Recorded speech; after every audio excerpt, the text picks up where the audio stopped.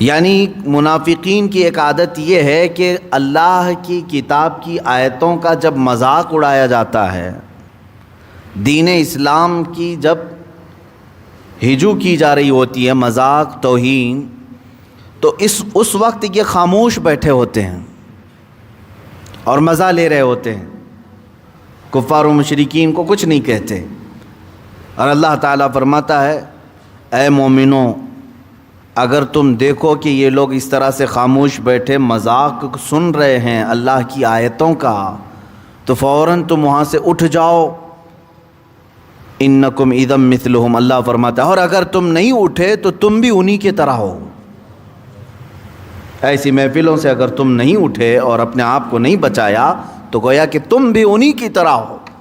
گویا کہ اللہ کی توہین، رسول پاک کی توہین، قرآن پاک کی آیات بینات کی توہین سن کر کے خاموش رہنے والا منافق ہے، اور ان کی مجلسوں میں بیٹھنے والے کو اللہ نے فرمایا انکم اذا مثلہم، تم بھی ان کے مثل ہو۔ اور آگے آیت کا یہ آخری حصہ ہے جس میں اللہ نے فرمایا ان اللہ جامع المنافقین والکافرین فی جہنم جمیعا، بے شک اللہ تعالیٰ منافقین کو اور کافرین کو دونوں کو جہنم میں جمع فرمائے گا، اکٹھا ڈالے گا۔ اور اگر تم ان کی مجلسوں سے راضی تھے تو تم بھی وہیں جاؤ گے جہاں وہ جا رہے ہیں۔ اب آپ کو میں یہ بتاؤں کہ اللہ کے نبی صلی اللہ تعالیٰ علیہ وسلم نے جو بری صحبتوں سے تمہیں رکنے کا حکم فرمایا، بری مجلسوں سے بچنے کا، ایاکم و ایاہم، یہ حدیث پاک مشہور حدیث ہے، لا یضلونکم ولا یفتنونکم، تم اپنے آپ کو ان سے بچاؤ اور ان کو اپنے آپ سے بچاؤ، میل ملاپ نہ رکھو ایسے مجلسوں سے۔ کیوں؟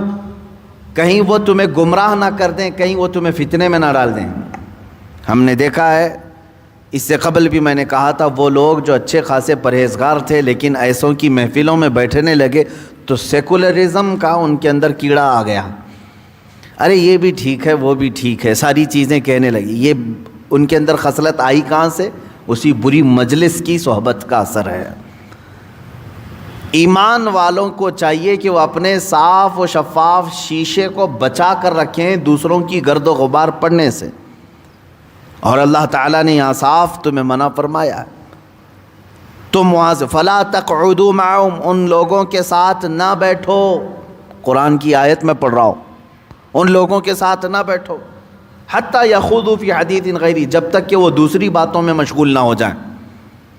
لیکن وہ قرآنی آیات کا استہزاء، رسول کریم صلی اللہ علیہ وسلم کی شریعت کو ہلکا جاننا، جیسے آج کچھ مجلسوں میں یہ دیکھا جا رہا ہے کہ باضابطہ طور پر تو قرآن کی آیتوں کا مذاق نہیں اڑاتے، لیکن چند مسلمان بیٹھ کر اہل علم کا اور دین دار طبقے کا مذاق اڑاتے ہیں، گویا کہ یہ بھی دین کا مذاق ہے۔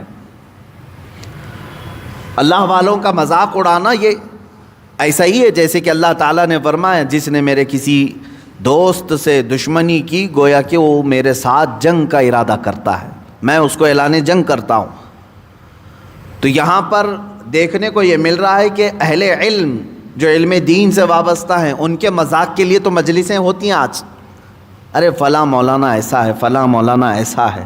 اعلیٰ حضرت فاضل بریلوی رحمۃ اللہ تعالیٰ علیہ سے پوچھا گیا تو آپ نے فرمایا جو عالم بیٹھنے لگے تو سیکولرزم کا ان کے اندر کیڑا آ گیا۔ ارے یہ بھی ٹھیک ہے، وہ بھی ٹھیک ہے، ساری چیزیں کہنے لگی۔ یہ ان کے اندر خصلت آئی کہاں سے؟ اسی بری مجلس کی صحبت کا اثر ہے۔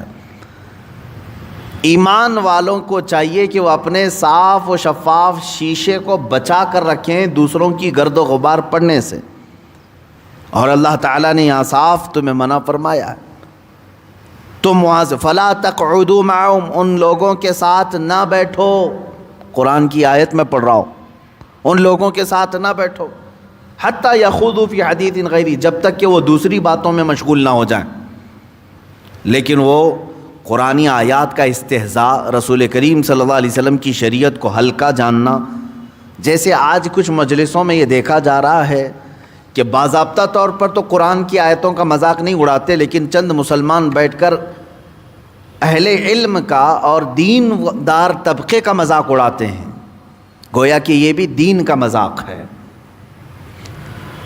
اللہ والوں کا مذاق اڑانا یہ ایسا ہی ہے جیسے کہ اللہ تعالیٰ نے فرمایا جس نے میرے کسی دوست سے دشمنی کی گویا کہ وہ میرے ساتھ جنگ کا ارادہ کرتا ہے، میں اس کو اعلان جنگ کرتا ہوں۔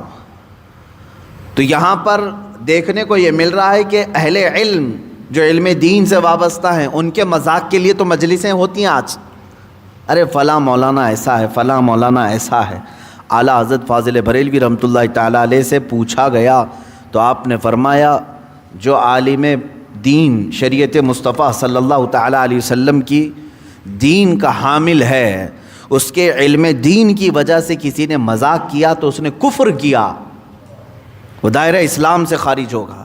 ہاں ذات الگ چیز ہوئی، اس کی پرسنالٹی الگ چیز ہوئی، اس کی خرابیاں الگ ہو گئیں، لیکن اس کے علم دین کا مذاق اڑایا تو اس نے کفر کیا، وہ اسلام ہی سے خارج ہوا۔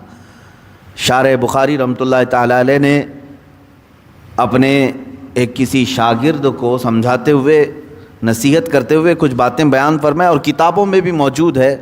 کچھ لوگ آئے اور شکایت کرنے لگے فلاں جگہ کے علماء جو ہے ایسے ہیں ویسے ہیں، تو آپ نے فرمایا فوراً توبہ کر لو، اس لیے کہ میں نے دیکھا ہے کہ جو لوگ علماء دین کا مذاق اڑاتے ہیں ان کا خاتمہ برا ہوتا ہے، خاتمہ برا ہو جاتا ہے۔ یہی تو یہاں پر بات ہے کہ یستہزأ بہا، قرآن میں ہے قرآن کی آیتوں کو ہلکا سمجھنا، مذاق اڑانا یا پھر ان کا انکار کرنا۔ آج ڈائریکٹلی اگرچہ کچھ لوگ نہیں کرتے کچھ مسلمانوں میں، لیکن وہ اہل علم کا زبردست مذاق بناتے ہیں۔ میرے عزیزوں، مسلمانوں کے لیے سب سے بڑی بات کیا ہے جانتے ہیں؟ میں چند دنوں پہلے اپنے ایک مطالعے میں تھا، اور آج کے دور میں جو ایک بہت بڑی بلا پھیلی ہے علماء سے لوگوں کو دور کرنا اور ان کو ہلکا سمجھنا، یہ باضابطہ پوری پلاننگ کے ساتھ کی جا رہی ہے۔ مولوی حضرات کو، علماء کو ڈیبیٹ کے لیے بلانا اور ان کی تذلیل کرنا، ان کی تحقیق کرنا، تاکہ امت کا ان کے اوپر سے اعتماد بھروسہ اٹھ جائے اور یہ دور ہو جائیں۔ یہ کس وجہ سے چل رہا ہے جانتے ہیں آپ؟ میں نے ایک ڈائجسٹ میں پڑھا تھا، کافی دنوں پہلے کی بات ہے، RSS اپنے کچھ نمائندوں کو اسپین بھیجی۔ اسپین میں مسلمانوں کو 700 سال تک موقع تھا، 700 سال تک انہوں نے تخت نشینی کی ہے، پھر زوال آیا، مسلمانوں کی حکومت ختم کی گئی۔ عیسائی وہاں پر آج بھی قابض ہیں، مسجدوں کو انہوں نے چرچ بنایا۔ تو یہاں سے کچھ لوگوں کی جماعت گئی تھی یہ معلومات کرنے کے لیے کہ آخر ان کا زوال آپ کے یہاں کیسے آیا، لاسٹ مومنٹ میں مسلمان کیا ہو گئے تھے جس کی وجہ سے آپ 700 سالہ حکومت کو ان کی ختم کر چکے تھے۔ تو رپورٹ انہوں نے جو جمع کر کے اپنے سرداروں کے پاس پیش کی، اس کی چند چیزیں میں آپ کے سامنے پیش کر رہا ہوں۔ اسپین کے جو دانشور رہے ہوں گے یا جنہوں نے ان کو رپورٹنگ کی ہوگی، انہوں نے کہا بہت سارے معاملات کے ذریعے سے ہم نے کاٹا تھا، لیکن مین جو ذریعہ تھا، مین جو وجہ تھی، کافی محنت کیا ہم نے اس بات پر کہ مسلمانوں کا علماء سے تعلق ختم ہو جائے، جو عالم ہیں، جو علماء ہیں، ان سے ان کا تعلق ختم ہو جائے۔ اس پر ہم نے پوری محنت کی۔ پھر وہ وقت آیا جب ہم ان کے اندر داخل ہو گئے اور قابض ہونے لگے۔ ان کے علماء چیختے تھے، چلاتے تھے، لیکن ان پر کسی کا ٹرسٹ نہیں تھا، وہ بولتے رہ گئے، لیکن قوم کو ہم نے دور کر دیا تھا ماڈرنٹی کے نام پر، ماڈرنزم کے نام پر، جدید کلچر کے نام پر، ویسٹرن کلچر کے نام پر، کیونکہ آج کے نوجوان کو بھی اسی طرح سے دور کیا جا رہا ہے کہ تو اگر ان کی صحبت میں رہے گا ملا بن جائے گا، مولوی بن جائے گا، تیرا کیا فیوچر ہوگا۔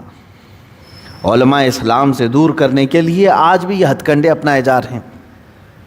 ایک طرف تو کفار و مشرکین پیچھے پڑے ہیں نوجوانوں کے، اور دوسری طرف یہ ڈھکوسلے جھوٹے بابا اور پیر پڑے ہوئے ہیں، یہ بھی علماء سے دور کرنا چاہتے ہیں کہ علماء سے قریب نہ ہو۔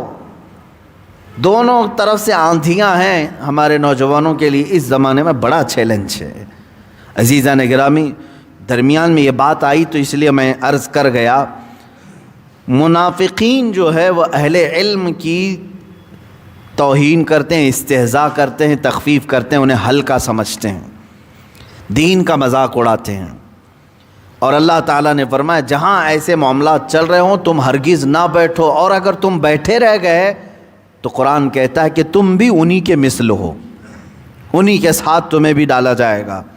اب آگے ان کی اور کچھ نشانیاں ہیں جو اللہ تعالیٰ فرماتا ہے الذین یتربصون بکم، وہ دور کھڑے ہو کر تمہارا انتظار کرتے رہتے ہیں۔ کس بات کا؟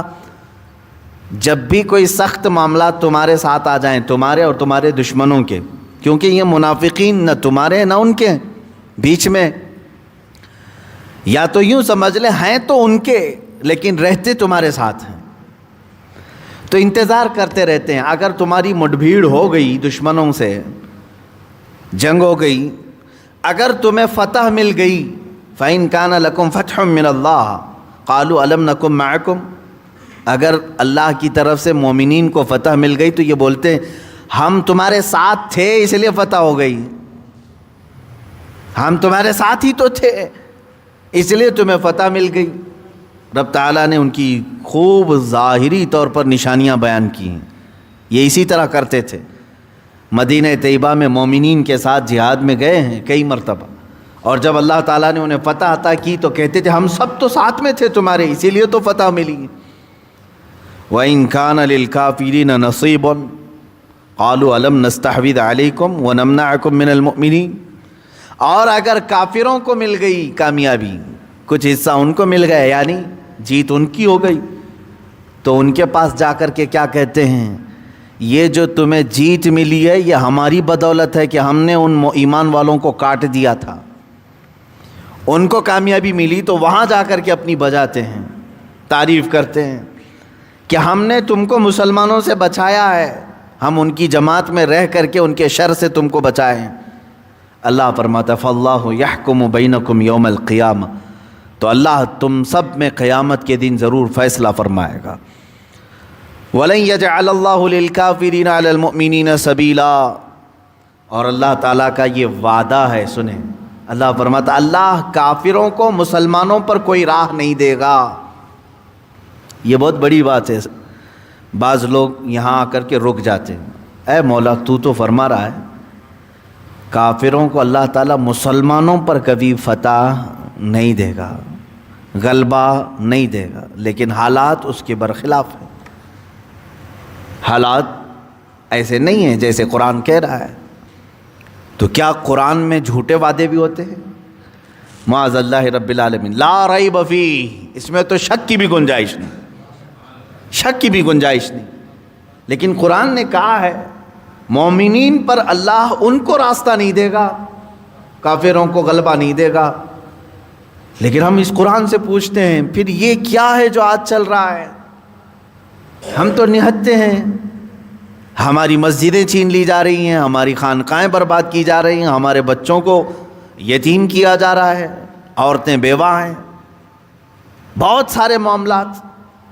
تو میرے عزیزو جواب صرف ایک ہی ہے، لفظ پر توجہ دو۔ پھر قرآن کی آیت میں پڑھتا ہوں، لفظ پر توجہ دو، پھر قرآن پڑھ رہا ہوں، وَلَن يَجْعَلَ اللَّهُ لِلْكَافِرِينَ عَلَى الْمُؤْمِنِينَ سَبِيلًا، اللہ ہرگز کافروں کو مسلمانوں پر فتح نہیں دے گا، مومنین پر فتح نہیں دے گا۔ تم جو سوال کر رہے ہو کہ مولا یہ کیا ہے، سوال کرنے سے پہلے اپنی آئیڈینٹی تو بتاؤ، کیا تم مومن ہو؟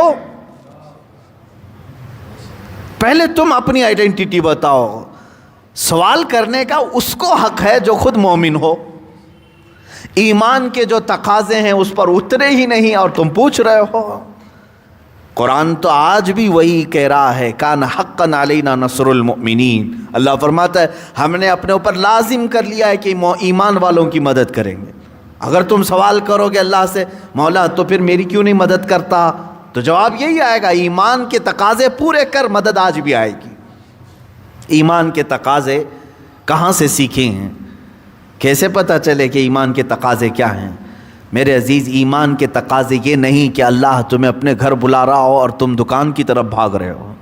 ایمان کے تقاضے یہ نہیں ہیں عظمت رسالت پر حملے ہو رہے ہوں اور تو اپنے گھر کی دیواریں اونچی کر رہا ہو۔ ایمان کے تقاضے یہ نہیں ہیں کہ مسجدیں پامال ہو رہی ہیں، شریعت مطہرہ پر حملے ہو رہے ہیں اور تم اپنے گھروں میں روٹیاں سینک رہے ہو۔ ایمان کے تقاضے یہ نہیں۔ ایمان جس کے دل میں رچ بس جائے اس کے انداز کیسے ہوتے ہیں، وہ صحابہ کی زندگی میں تمہیں ملیں گے، تابعین کی زندگیوں میں ملیں گے۔ یہ وہ لوگ تھے جن کے متعلق حق فرمایا میرے مولا نے، رضی اللہ عنہم ورضوا عنہ، اللہ ان سے راضی ہے اور یہ اللہ سے راضی ہے۔ ایمان کی سب سے بڑی علامت یہ ہے، تم اللہ سے راضی ہو گئے، یہی سب سے بڑی علامت ہے۔ اللہ نے آج یہ حکم دیا مجھے کرنا ہے، تم تو فجر میں اٹھنے کو اپنے لیے ڈیفیکلٹ سمجھتے ہو، مشکل سمجھتے ہو۔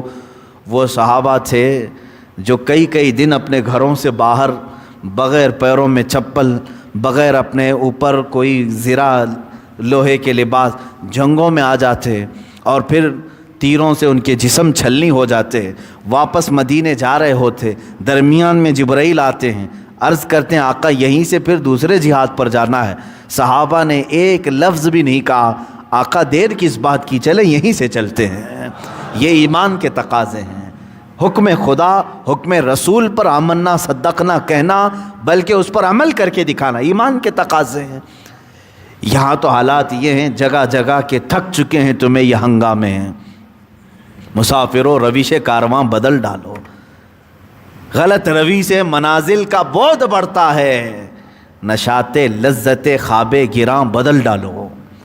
آج یہ حالات ہیں کہ ہمارے پاس بڑے بڑے ہنگامے ہو گئے، ہم اٹھنے کا نام نہیں لیتے۔ اور وہاں صحابہ کا حال یہ تھا کہ سہاگ رات ہے، پہلی رات ہے، آواز کانوں میں پڑی، بستر چھوڑ کر نکل پڑے۔ آج ہم کس سہاگ رات والے دولہا کو بلا رہے ہیں؟ آج ہم نے کب کس کو بلایا ہے؟ ہم ان کو بلا رہے ہیں جو ٹی وی پر، IPL پر، میچ پر بیٹھے ہوئے ہیں۔ آؤ تو صحیح، تم دنیا کی لذات کو نہیں چھوڑ سکے تو ایمان کے تقاضے کہاں سے پورے کر پاؤ گے؟ اور پھر آپ سوال کرتے ہیں کہ مدد کیوں نہیں آتی؟ قرآن کہہ رہا ہے مدد کریں گے، قرآن کہہ رہا ہے ہم پر اللہ کافروں کو غلبہ نہیں دے گا، سچ کہہ رہا ہے قرآن۔ ایک بار تم مومن بن کے تو دیکھو، ایک بار مومن بن کے تو دیکھو۔ اور حقیقت میں اللہ عز و جل نے اپنے وعدے کو پورا فرمایا ہے، پورا فرمایا ہے۔ کیا تاریخ اس بات کی شاہد نہیں ہے کہ وہ صحابہ نہتے اپنے گھوڑوں پر چل پڑے ہیں اور سمندروں کو انہوں نے کہا تو سمندر ہٹ گئے اور راستہ دے دیے۔ وہ دریاؤں پر اپنے گھوڑے دوڑائے، افریقہ کے صحراؤں پر انہوں نے جھنڈے اسلامی لہرائے، اور اتنا ہی نہیں بلکہ بربر قوم جو پوری دنیا میں ظلم کے لیے مشہور ہے، جس کہتے ہیں نا ظلم و بربریت کیا۔ بربریت کیا چیز ہے؟ ایک قوم کا نام تھا، وہ بہت سخت قسم کی۔ اس بربر قوم کے پاس صحابہ گئے بغیر کسی خوف کے، وہ کچا چباتے تھے انسانوں کو، اور جا کر کے ان کے سینوں میں محبت رسول ڈالے، قرآن کی تعلیمات دی بربر قوم کے پاس۔ عزیزان گرامی وقات، ہم تو اپنے آس پڑوس میں دین کی تبلیغ نہیں کر سکے، پھر ہم مدد کس بات کی چاہتے ہیں؟ یہی ساری باتیں اس اتنے جملے پر عرض کرنے کو میں بہت ساری باتیں ہیں۔ اللہ نے جو فرمایا وہ اپنی جگہ پر سچ ہے، اس پر یقین بھی تو ہونا چاہیے۔ اللہ نے جو فرمایا وَلَن يَجْعَلَ اللَّهُ لِلْكَافِرِينَ عَلَى الْمُؤْمِنِينَ سَبِيلًا، اللہ کافروں کو مومنین پر راستہ نہیں دے گا۔ اب یہاں بات چل رہی ہے منافقین کی، ٹاپک ہے یہ منافقین کا۔ منافق جن کی ایک نشانی آج اللہ نے یہ بھی بیان فرمایا کہ وہ تمہاری جماعت میں ہوتے ہیں اور جب تم پر آفت آئے تو دور کھڑے ہو کر دیکھتے ہیں، دور کھڑے ہو کر دیکھتے ہیں۔ اگر اس آفت سے تم نپٹ گئے اور کامیاب ہو گئے تو کہیں گے ہم تو تمہارے ساتھ کھڑے تھے، اس کے لیے تو تم کامیاب ہوئے ہیں۔ اور اگر تمہارا دشمن فتح یاب ہو گیا تو یہ تمہارے دشمن کے پاس جائیں گے اور کہیں گے ہماری وجہ سے تمہیں جیت ملی، اس لیے کہ مسلمانوں سے ہم نے تم کو بچایا ہے، ہم ان کے بیچ میں رہ کر کے ان کو کاٹ رہے تھے۔ اس کی مثال شاید ہندوستان میں بہت اچھے سے ملے گی ہم کو، بہت ساری ایسی شخصیات ہیں، آپ اس نشانی سے ان کو ڈھونڈ سکتے ہیں۔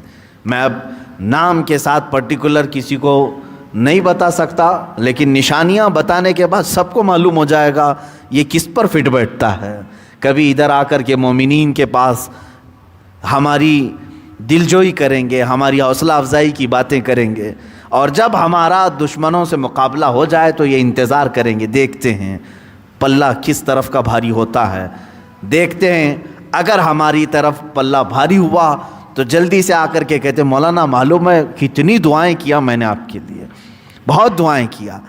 ایسے لوگ ہیں، جبکہ ہم کو معلوم ہے جو آج کہہ رہا ہے مولانا آپ کو فتح ملی، اللہ تعالیٰ نے کامیاب کیا، اتنی دعائیں کیا میں نے رات میں، دوسرے دن مجھے پتہ چلا کہ یہی پولیس اسٹیشن میں ہمارے نام کی رپورٹ لکھا رہا تھا،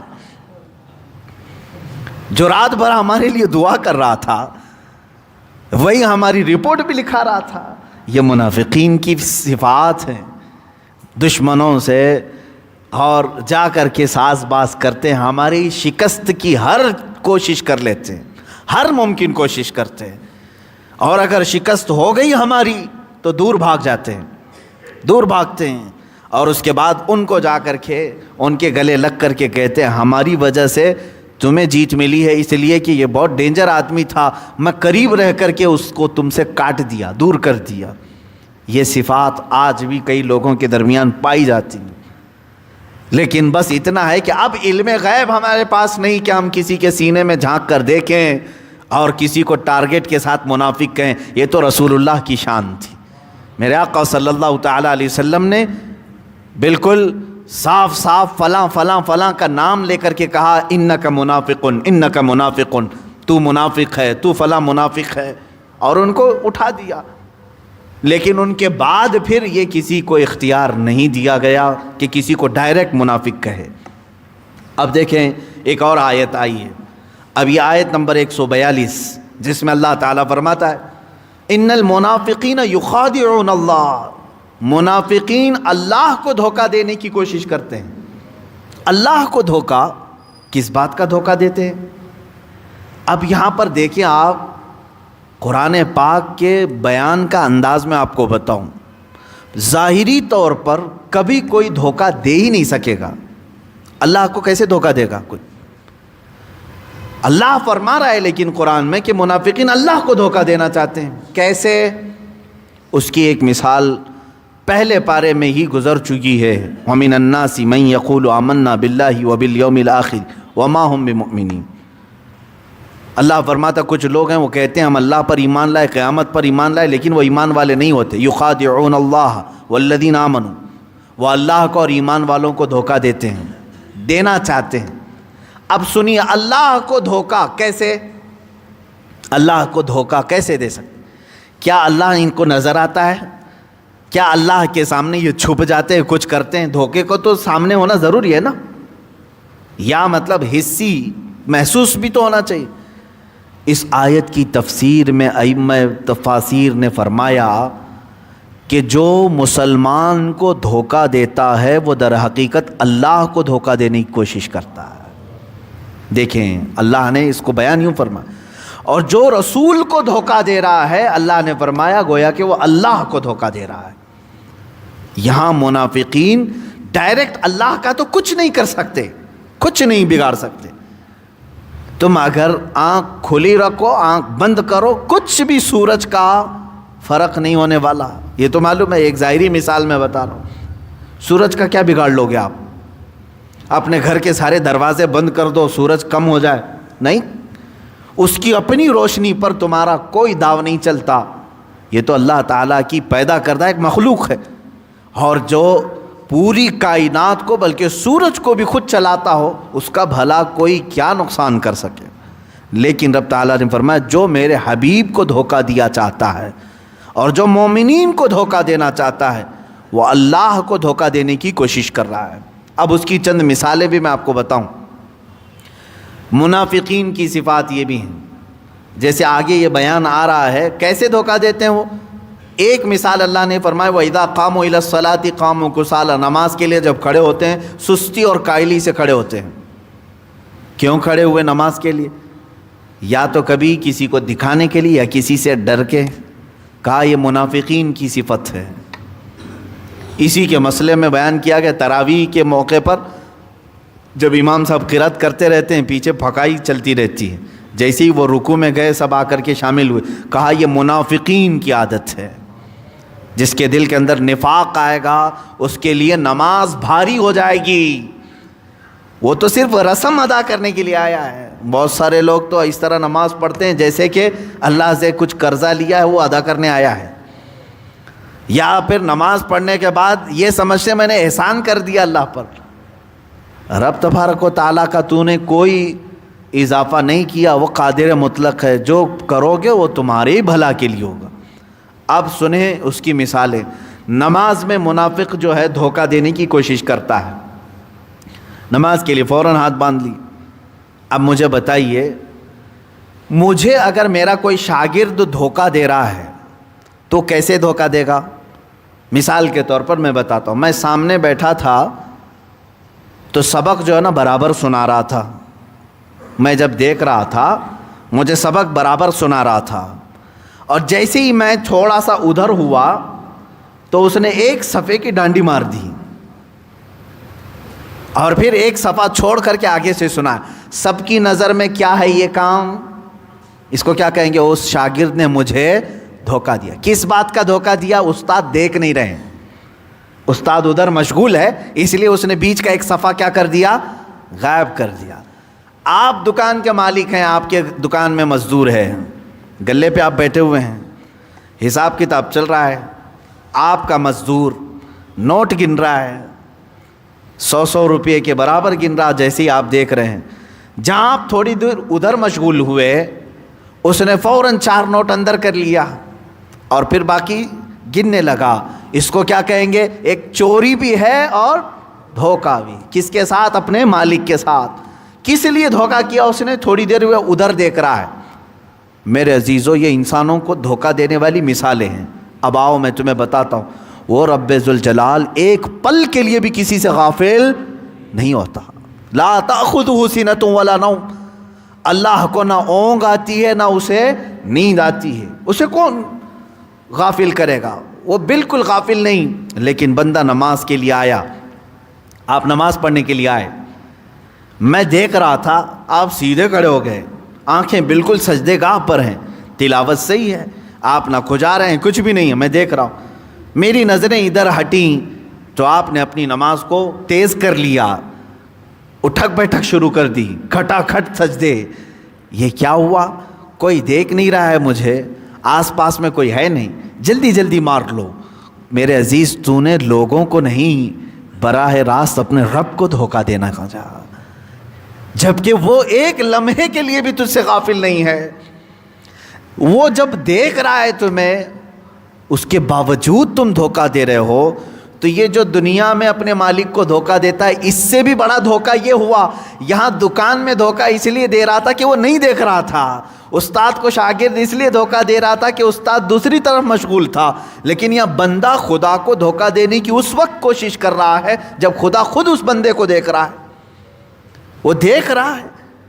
ایک لمحے کے لیے بھی مولا تعالیٰ کسی بندے سے غافل نہیں. وَمَا اللَّهُ بِغَافِلٍ عَمَّا تَعْمَلُونَ. اللہ نے قرآن میں کئی جگہ فرمایا جو کچھ تم کر رہے ہو اس سے اللہ غافل نہیں. يَعْلَمُ خَائِنَةَ الْأَعْيُنِ وَمَا تُخْفِي الصُّدُورُ. جو تمہاری آنکھیں چھپاتی ہیں, خیانت کرتی ہیں, اور جو تمہارا دل چھپاتا ہے اللہ اسے بھی دیکھ رہا ہے. اسی لیے محبوب الہی کے بارگاہ میں ایک مرید آئے اور انہوں نے پوچھا. مرید کہا کہ حضور, خواہش ہوتی ہے کبھی کبھار تو گناہ کرنے کی اجازت ہونی چاہیے, زندگی میں کبھی کبھار گناہ کرنے کی اجازت ہونی چاہیے. انہوں نے کہا بالکل صحیح کہہ رہا ہے, آج کے پیر تو دے بھی دیتے, چل میرے سامنے ہی کر لیں, یہاں الاؤڈ ہے, باہر نہیں ہے. محبوب الہی نے کہا کہ تجھے گناہ کرنے کی خواہش ہے تو میری طرف سے 2 شرطیں ہیں, یہ 2 شرطیں کمپلیٹ کر لے, جو من میں آئے کر لے, گناہ کر لے, کوئی حرج نہیں. تو وہ مرید پوچھنے لگا کہ پہلی مرتبہ شیخ کامل سے اس طرح کی بات سننے کو مل رہی, بتائیں کون سی 2 شرطیں ہیں؟ محبوب الہی نے فرمایا ٹھیک ہے, جب بھی گناہ کرنے کی خواہش آئے, گناہ کرنا لیکن خدا کی سلطنت سے باہر جا کے کرنا, وہاں جا کر کے کرو جو خدا کی حکومت سے حصہ باہر ہے. اس نے کہا کون سا ایسا ذرہ ہے جو اس کی سلطنت میں نہیں ہے؟ کون سا ایسا خطہ ہے؟ کہا دوسری شرط. آپ نے کہا گناہ کرنے کی خواہش ہو تو کر لینا، دوسری شرط یہ ہے اس وقت کرنا جب وہ سو رہا ہو. اس نے کہا اگر میں نے یہ عقیدہ رکھ لیا تو کافر ہو جاؤں گا. اسے تو اونگ بھی نہیں آتی، اس کے سونے کا سوال ہی نہیں ہے. تو محبوب الہی نے جلال میں کہا اے بندے، جب تجھے یہ دو باتیں معلوم ہے تو کتنی جرأت کا تو سوال کر رہا ہے، کتنی جسارت ہے تیری اس بات پر کہ تو گناہ کرنے کے وقت اس کی زمین سے بھی باہر نہیں جا سکتا اور اس کی نگاہوں سے پوشیدہ بھی نہیں ہو سکتا. تو کیا یہ شرم کی بات نہیں کہ اسی کی زمین پر اسی کے سامنے تو ننگا ناچنا چاہیے، گناہ کرے؟ عزیزان گرامی، منافق جو کرتا ہے وہ یہی ہے کہ وہ اللہ کو دھوکہ دینے کی کوشش کرتا ہے مگر دھوکہ دے نہیں سکتا، وہ اپنے آپ کو دھوکہ دے رہا ہے. کیسے معلوم؟ جیسے کہ میں نے غالباً آپ کو بتایا، وہ ایک پرندہ ہے، جیسے ہی وہ دشمن کو دیکھتا ہے اپنا منہ اپنے پروں میں چھپا لیتا ہے. چھپا لیتا ہے کیوں؟ شکاری جیسی اس کی طرف نشانہ کرتا ہے اپنی منڈی پروں میں چھپا لیتا ہے اور یہ سوچتا ہے اب میں چھپ گیا، اب مجھے کوئی دیکھ نہیں رہا ہے. خالی اس کا منہ چھپ گیا تو وہ کیا سوچتا ہے؟ میں پوشیدہ ہو گیا، اب کسی کو نہیں دکھ رہا ہوں. میرے عزیزو، اسی طرح کی بے وقوفی منافق کرتا ہے. وہ چند لوگوں کی نظروں سے پوشیدہ ہو کر جو حرکتیں کرتا ہے وہ یہ سمجھتا ہے اب مجھے کوئی نہیں دیکھ رہا. ارے قادر مطلق جس نے پیدا کیا وہ ہر لمحہ تجھے دیکھ رہا ہے. ایک نمازوں میں ہوا، دوسرے زکوٰۃ کے معاملات میں بھی.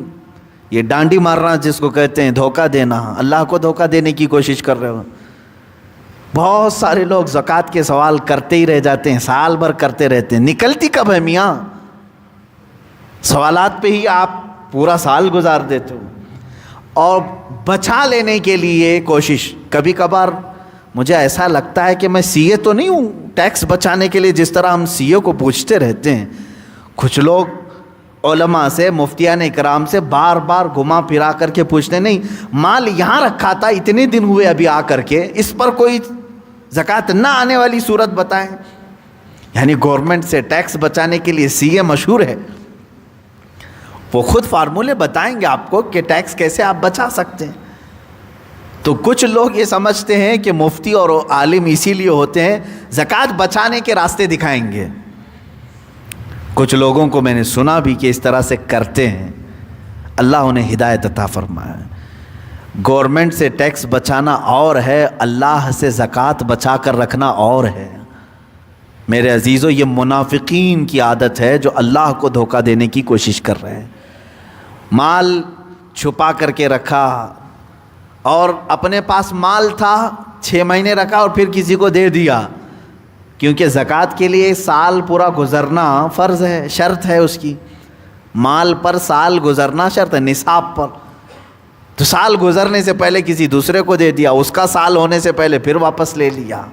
زندگی بھر ہیر پھیر کرتا رہا.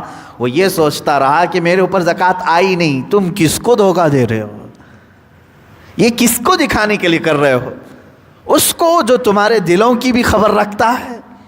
یہ تمہارا ہیر پھیر اللہ کی نظروں میں ہے. یہ منافقین اس طرح سے کرتے تھے. جیسے آج بھی زکوٰۃ بچانے کے طور پر کچھ لوگ اس میں مشغول ہیں. جیسے موسیٰ علیہ السلام کی قوم بنی اسرائیل، اللہ نے فرمایا تھا کہ سنیچر کے دن شکار کرنا تمہارے لیے حرام ہے. اس امت پر سنیچر کے دن مچھلی شکار کرنا، کوئی بھی شکار کرنا حرام تھا شریعت موسوی میں. اب ان کو روزانہ مچھلی پکڑنی ہوتی تھی. ایک دن کی چھٹی، سیٹرڈے ہاف، یا مطلب پورے طور پر ان کا یہ چھٹی کا دن تھا، حرام تھا اس دن شکار کرنا. یہ کیا کرتے تھے؟ جمعہ کے دن جا کر کے جال لگا دیتے تھے. جمعہ کے دن جال لگا دیتے تھے اور سنڈے کو جا کر نکالتے تھے. اور کہتے تھے کہ ہم نے سیٹرڈے کو کوئی شکار ہی نہیں کیا ہے، شریعت پر عمل ہے. لیکن جال کب لگائے تھے؟ جمعہ کو. اور نکالے کب؟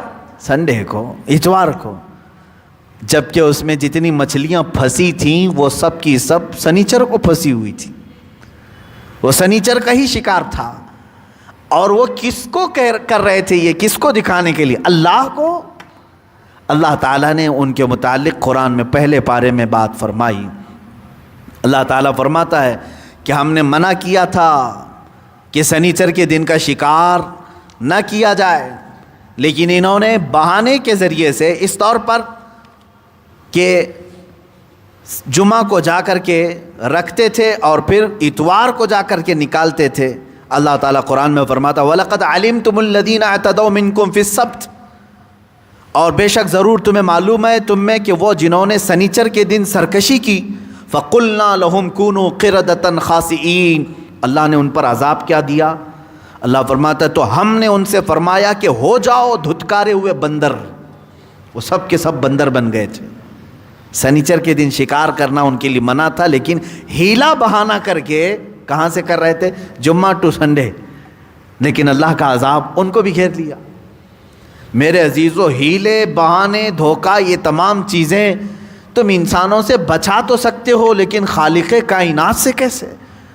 مومن وہ ہے جو اپنے رب تبارک و تعالیٰ کو اپنے ظاہر میں بھی سمجھتا ہے، اپنے باطن میں بھی سمجھتا ہے کہ وہ میرے ہر چیز سے واقف ہے۔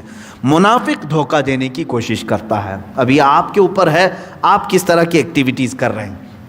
نمازوں میں، اپنے زکوٰۃ میں، اپنی عبادات میں ہمیشہ ایک تصور قائم رہے کہ میرا جو کچھ بھی ہے۔ اسی لیے قرآن میں اللہ نے فرمایا اے رسول آپ فرما دیں قل ان صلاتی و نسکی و محیای و مماتی للہ رب العالمین، اے محبوب آپ فرما دیں کہ میری نماز، میری قربانی، میرا جینا اور میرا مرنا سب اللہ کے لیے ہے، کسی کے لیے نہیں۔ کچھ لوگ قربانی کا اس سال کا مسئلہ آیا کہ لاک ڈاؤن چل رہا ہے، بہت کچھ معاملات ہیں، اس لیے ہم قربانی نہیں کریں گے۔ پیسہ تو رکھے تھے لاک ڈاؤن میں، مالک نصاب تو تھے آپ، جو مالک نصاب تھا اور نہیں کیا وہ گناہ میں گرفتار ہوا۔ ہاں تو لاک ڈاؤن اللہ کا لگایا ہوا نہیں تھا، یہ تو تمہارے مودی جی کا لگایا ہوا تھا۔ رب تبارک و تعالیٰ کی بارگاہ میں تو تمہاری پکڑ ہے۔ جہاں اللہ عز و جل کی طرف سے تمہارے لیے کوئی اعلان ہوا کہ فلاں فلاں چیز میں تمہارے لیے چھوٹ ہے، تو اس چھوٹ کا تم فائدہ اٹھا سکتے ہو۔ جیسے رمضان کے روزے ہیں، رمضان کے روزے ہر مسلمان پر فرض ہیں، لیکن اللہ نے تمہیں چھوٹ دی، اگر تم سفر کر رہے ہو تو تمہارے لیے چھوٹ ہے، نہ رکھو۔ جب سفر سے آ گئے تو واپس قضا کر لینا۔ کوئی عورت ہے، حاملہ ہے، دودھ پلانے والی ہے بچے کو، اس کو لیے اللہ نے چھوٹ دیا ہے، اس چھوٹ کا تم فائدہ اٹھاؤ۔ لیکن اس طرح کہ گورنمنٹ کی طرف سے کوئی معاملات آئے یا پھر کہیں ایسے آپ کے خود کے پیدا کیے ہوئے ہیں اور اس کو بیس بنا کر کے اگر تم عبادات میں ڈانڈی مارنا شروع کیے، اس پہ بھی تمہاری پکڑ ہوگی۔ منافقین ہمیشہ ہیلا بہانہ تلاش کرتے ہیں، ہیلا بہانہ تلاش کرتے ہیں۔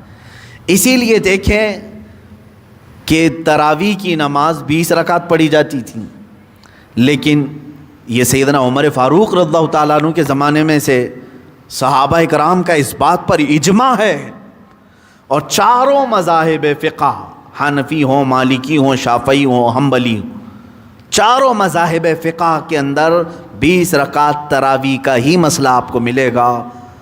ائمہ حرم آج تک بھی، حالانکہ اہل حدیث کا مسئلہ الگ ہے ان کے نزدیک، لیکن حرمین طیبین میں آج بھی 20 رکعت تراویح پڑھائی جا رہی ہے، شاید آپ کو معلوم ہوگا۔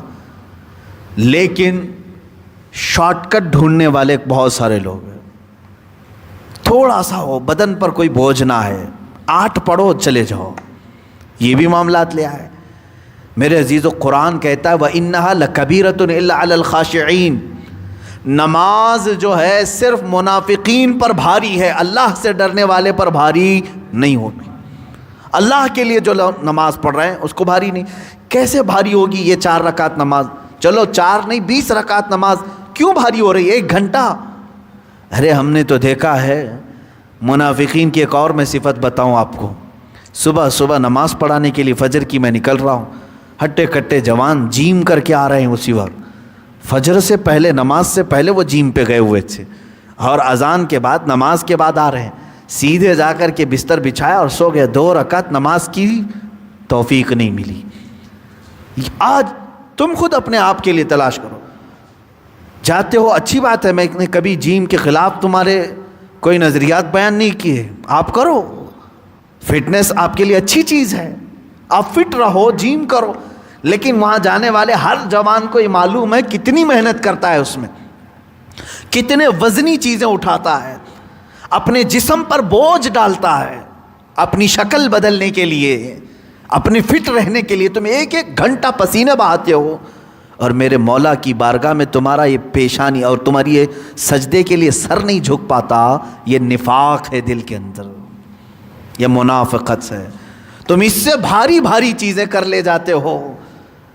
ان مزدوروں کو دیکھو, دنیا میں بھی محنت کش ہیں, تھیلے اٹھا رہے ہیں, بڑی بڑی ٹوکرے اٹھا رہے ہیں. کیا یہ اچھا ہوتا کہ میرے مولا کی بارگاہ میں جھک بھی لیتے تو تمہارا یہ کمانا, حلال کمانا, تمہیں قیامت کے دن انبیاء کے ساتھ اٹھایا جانا ہوتا تھا. لیکن تم بوجھ کا بوجھ اٹھاتے رہے, رب کی بارگاہ میں نہیں جھکے. تمہارا دنیا میں محنت کرنا بھی بیکار ہوا, قیامت کے دن بھی سزا پاؤ گے. یہاں بھی نہیں سکون پائے, وہاں بھی نہیں سکون پائے. مجھے یہ بتاؤ, نماز بھاری ہے؟ اس میں کیا آپ کو 10 کلو کا ٹوکرا رکھ کر کے رکوع میں جانا ہے, 50 کلو کا لوہا اٹھا کر کے سجدے سے اٹھنا ہے؟ جیم میں تو یہ سب چیزیں کر لے جاتے ہو, بڑے بڑے لوہے کی چیزیں اٹھا لیتے ہو, ساری محنتیں کر لیتے ہو. اسی بات کو سمجھا کرو کہ اگر دل کے اندر منافقت آ گئی ہے تو اللہ کی بارگاہ میں جھکنا بھاری پڑ جائے گا. نفاق جس کے سینے میں ہے وہ اس کے لیے سجدے بہت بھاری ہو جائیں گے, دنیا کی ہر کام اس کے لیے آسان ہو جائیں گے. یہاں اپنا علاج کرو میرے عزیزو, اپنے دل کو ٹٹول کر کے دیکھو, کہیں ایسا تو نہیں کہ میں بھاری بھاری کام کر رہا ہوں اور اللہ کی بارگاہ میں میرے لیے 2 رکعت مشکل ہو رہی ہے, تو کہیں میرے اندر منافقت تو نہیں آئی, میں منافقین میں نہیں اٹھایا جاؤں گا قیامت کے دن. کیونکہ اللہ قرآن میں فرما رہا ہے جب یہ نماز کے لیے آتے ہیں تو سستی اور کاہلی سے آتے ہیں, لوگوں کو دکھانے کے لیے. وَلَا يَذْكُرُونَ اللَّهَ إِلَّا قَلِيلًا, اور اللہ کا ذکر بھی نہیں کرتے, کرتے بھی ہیں تو تھوڑا سا. اب اور ایک ان کی مثال اللہ نے فرمایا, مُذَبْذَبِينَ بَيْنَ ذَلِكَ لَا إِلَىٰ هَٰؤُلَاءِ وَلَا إِلَىٰ هَٰؤُلَاءِ. اللہ فرماتا بیچ میں ڈگمگاتے رہتے ہیں, نہ ادھر کے نہ ادھر کے منافقین. وَمَن يُضْلِلِ اللَّهُ فَلَن تَجِدَ لَهُ سَبِيلًا, اور جسے اللہ گمراہ کر دے اس کے لیے کوئی ہدایت کا راستہ ہی نہیں ملے گا. اس آن سے ڈرو, اس موت سے ڈرو جو منافقت پر آنے والی ہے. منافقت کو آپ کیا سمجھ رہے ہیں؟ یہ کفر سے بھی زیادہ سخت چیز ہے.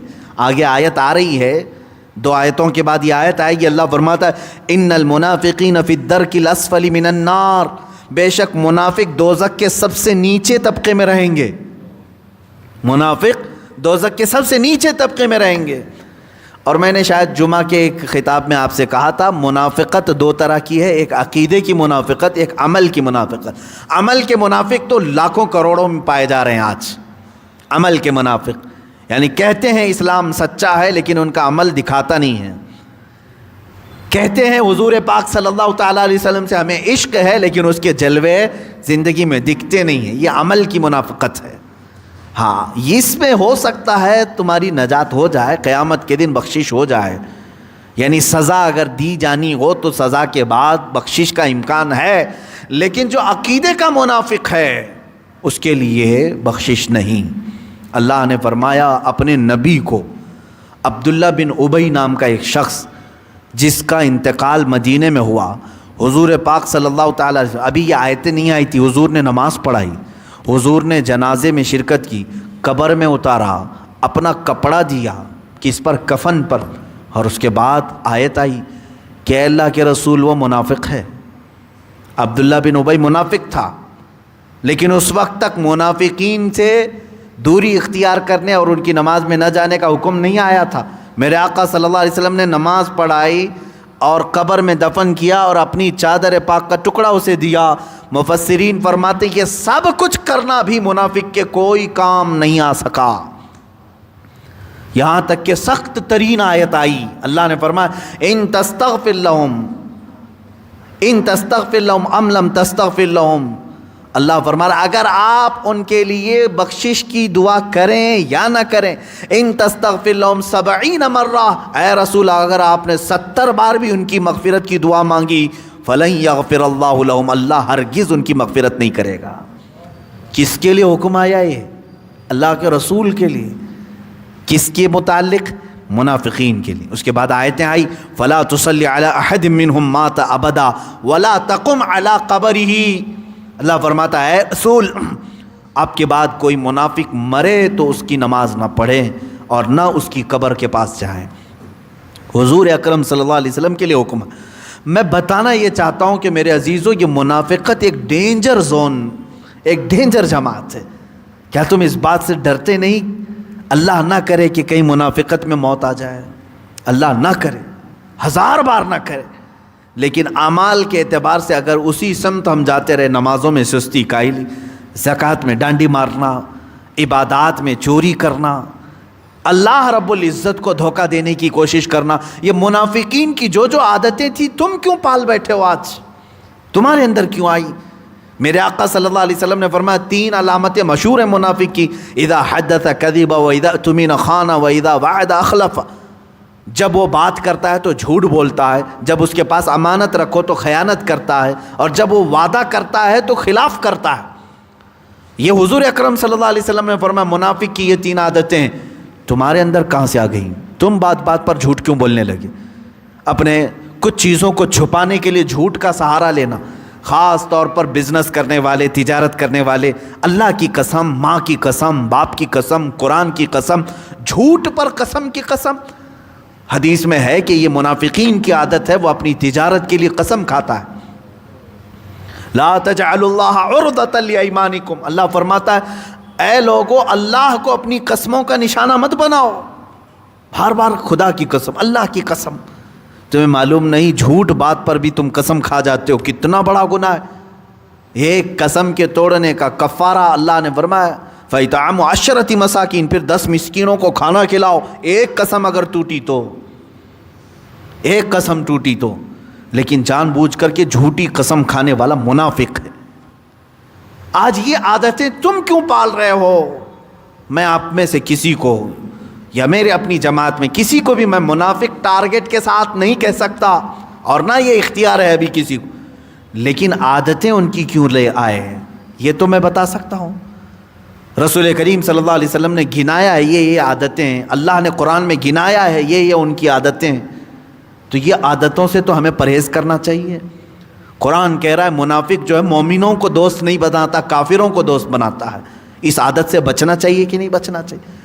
قرآن کہہ رہا ہے منافق عزت ان کے پاس حاصل کرنے جاتا ہے یہ سوچ کر کے کہ ان سے مجھے کچھ عزت ملے گی۔ اللہ فرماتا ہے فَإِنَّ الْعِزَّةَ لِلَّهِ جَمِيعًا، عزت تو اللہ کے پاس ہے۔ آج اس عادت سے تو بچنا چاہیے۔ جو لوگ کہتے ہیں مومنوں میں بیٹھنے سے میری امیج گر جائے گی، میرا اسٹیٹس گر جائے گا، ہماری بیٹھک تو بڑے لوگوں کے ساتھ ہے، یہ منافقت کی علامتیں ہیں۔ قرآن کہہ رہا ہے کہ جب وہ لوگ نماز کے لیے کھڑے ہوتے ہیں تو سستی اور کائلی سے کھڑے ہوتے ہیں۔ اس سے تو بچنا چاہیے۔ ادھر جماعت چل رہی ہے اور تم ادھر دانت میں کاڑی کرتے کھڑے ہو۔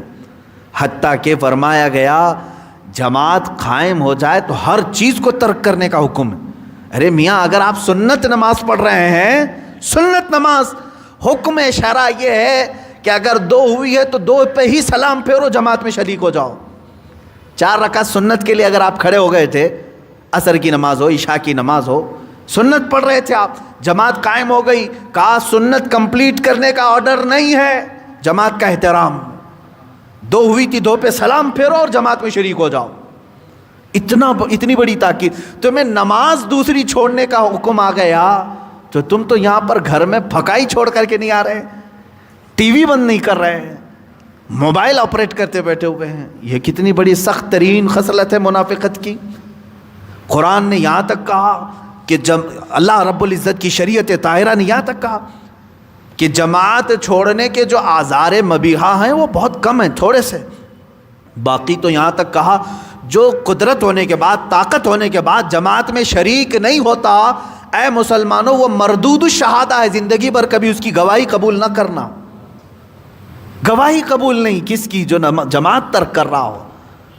تو یہ منافقین کی خصلتیں ہیں کہ وہ سستی اور کائلی سے نماز کی طرف آتے ہیں، آتے بھی ہیں تو دکھاوے کے لیے پڑھتے ہیں۔ اللہ رب العزت ان تمام بری عادتوں سے بچائے، خصلتوں سے بچائے، اس لیے کہ جس کی نفاق پر موت ہو گئی وہ بہت سخت ترین عذاب میں گرفتار ہوگا۔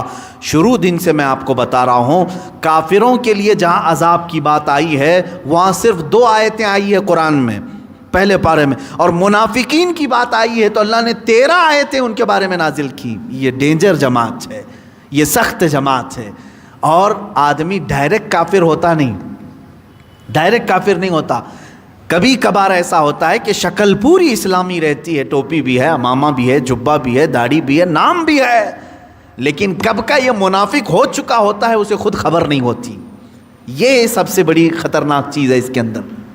ایک ہوتا ہے کہ اعلانیہ طور پر کہہ دیا کہ بھائی میں فارغ ہو رہا ہوں، معاذ اللہ رب العالمین، کسی نے کہہ دیا کہ اسلام چھوڑ دیا، اب ہندوازم کو اختیار کیا، کرسچینٹی کو اختیار کیا، یہودیزم کو اختیار کر لیا، یہ اعلانیہ کوئی اکا دکا کرتا ہوگا، دھرم پریورتن جس کو کہتے ہیں، لیکن منافقت جو ہے وہ رہتے رہتے ہی ہو جاتی ہے، اسے خود خبر نہیں ہوتی۔ کیسے؟ کچھ اس کی خصلتیں، کچھ اس کی عادتیں اس کو منافق بنا دیتی ہیں، اور منافق کوئی الگ جماعت نہیں، سیدھے کافر جماعت ہی ہے، بلکہ ڈینجر کافر جماعت ہے۔ اسی لیے تو اللہ کے نبی صلی اللہ علیہ وسلم نے فرمایا ایک زمانہ میری امت پر ایسا آئے گا یصبح مؤمنا و یمسی کافرا، صبح وہ مومن رہیں گے، شام میں کافر ہو چکے ہوں گے، انہیں خود پتہ نہیں رہے گا، صبح مومن رہیں گے، شام میں کافر ہو جائیں گے۔ یہی عادتیں، یہی خصلتیں ہیں منافقت کی جو مومن کو کافر بنا دیتی ہیں۔ ڈرو اللہ رب العزت سے، خوف کھاؤ اللہ رب العزت سے۔ صحابہ اکرام میں ایک صحابی ہیں، وہ کہتے ہیں میں جلیل القدر صحابہ، عشرہ مبشرہ جتنے تھے جن کو حضور نے دنیا میں جنت کی بشارت دی تھی، یہ صحابی کہتے ہیں میں ان سب سے ملاقات کیا، سب سے ملاقات کیا، تقریباً 30 بڑے بڑے صحابہ سے، سب روتے تھے، سب روتے تھے۔ وہ صحابی کہتے ہیں میں ہر ایک سے پوچھتا آپ نے حضور کی صحبت اتنی پائی کہ اللہ کے نبی نے آپ کی فضیلتیں بیان کر دی، روتے کس بات پر ہیں؟ وہ سارے صحابہ کہتے تھے کہ ہمیں اس بات کا خوف ہوتا ہے کہ موت کہیں اسلام کے علاوہ نفاق پر یا کفر پر نہ جائے، ہمیں ڈر ہے۔ آج تو ٹھیک ہے ہم، لیکن پتہ نہیں موت کس حال میں آئے۔ عزیزان گرامی وقار، ان تمام چیزوں سے اپنے دل میں خوف رکھو۔ آج اللہ کے بارے میں بات کرنے، شریعت کے بارے میں بات کرنے، قرآن کے بارے میں بات کرنے، رسول کے بارے میں بات کرنے میں جاہل لوگ ذرا برابر خوف نہیں کر رہے، ڈرتے ہی نہیں۔